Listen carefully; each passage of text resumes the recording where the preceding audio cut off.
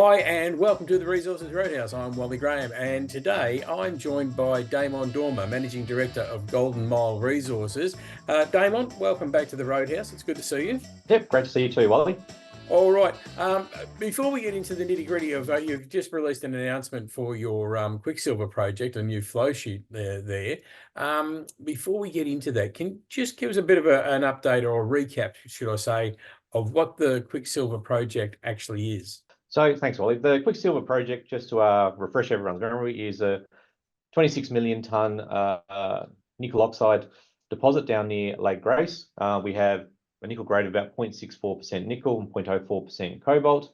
But certainly over the course of the last year, as you know, Wally, that we've had 2 drill programs done there. We've done a huge amount of met test work, which has given us a very different understanding of this ore body as well, which is then reflected in obviously getting into the flow sheet, reflected in the work culminating there.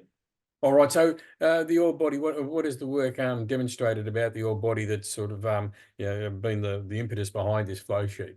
Look, there's a couple of key points here. The first one is where we thought we would be early last year was focused on just getting to a general grade uplift through beneficiation.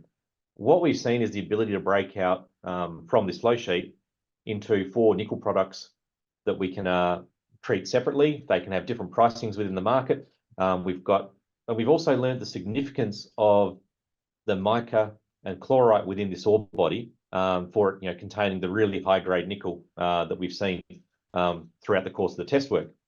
And that's been a real big change in how we look at this thing. All right. So what's the benefit of having the 4 different nickel products, for want of a better term, that come out of this instead of just the one concentrate? Look, the higher you can get the nickel grade, obviously the better, in relative terms, the better price you can command for that product, and obviously a relatively lower transportation cost that comes with it. So there's 2 parts to it. One is the overall economics on which you look at this thing and the value you can derive. The second one actually really ties into the secondary processing options that we're looking at within our forward works. So having the different streams allows us to look at different leaching technologies as a secondary process option on the different streams. So we may find certain streams come up really well, others maybe not so well, but having them separate lets us treat them individually at this level. And then as we further progress Quicksilver, it may be more beneficial to combine a couple of the streams if that is the right value proposition for us.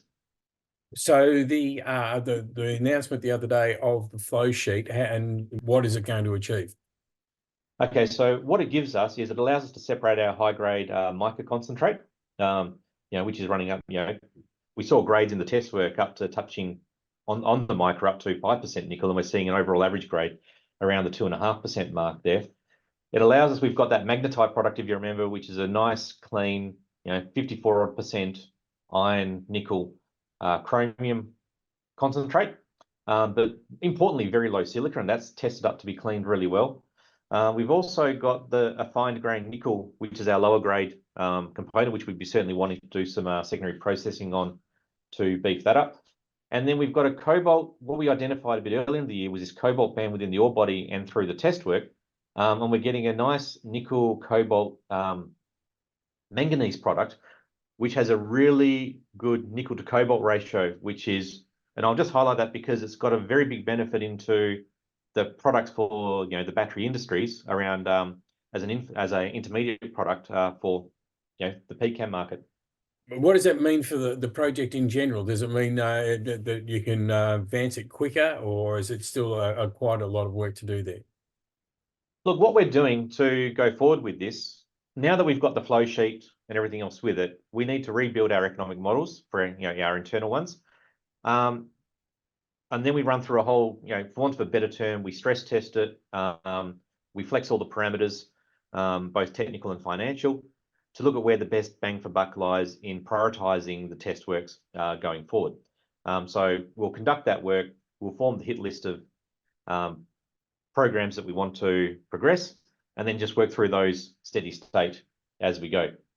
All right. So is that pretty much it in a nutshell for Quicksilver at the moment, or are we expecting any more news there?